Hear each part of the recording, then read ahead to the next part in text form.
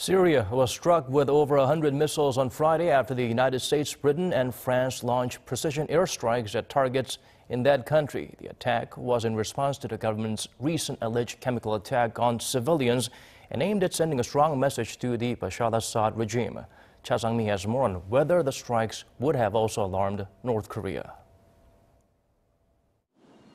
President Trump addressed the U.S. from the White House last Friday local time, saying he had given the order for the U.S. military, in conjunction with Britain and France, to launch airstrikes on Syria. The airstrikes came around a week after an alleged chemical weapons attack on civilians in the rebel-held town of Douma on April 7th. The Pentagon confirmed the airstrikes hit 3 sites, a scientific research facility in the capital Damascus, and chemical weapons storage facilities, as well as an important command post near homes. Speaking at a briefing late Friday, U.S. Defense Secretary James Mattis said the strikes were to send a strong message to Syrian President Bashar al-Assad.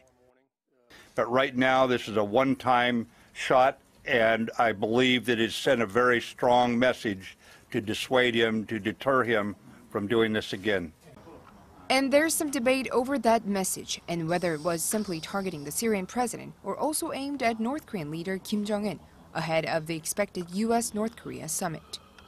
The North Korea would kind of feel, frightened or concerned about the recent strike on Syria. Clearly the focus of North Korean leader Kim Jong-un is how his regime would be guaranteed its security and safety. However, another expert says the United States has been taking a very different approach for the Middle East and North Korea, and Washington was always hesitant to use direct military power against Pyongyang.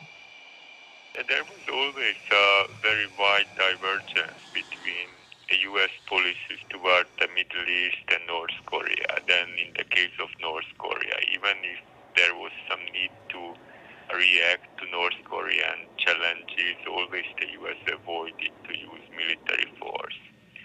So I think that the Syrian airstrikes will not alarm North Korea overmuch.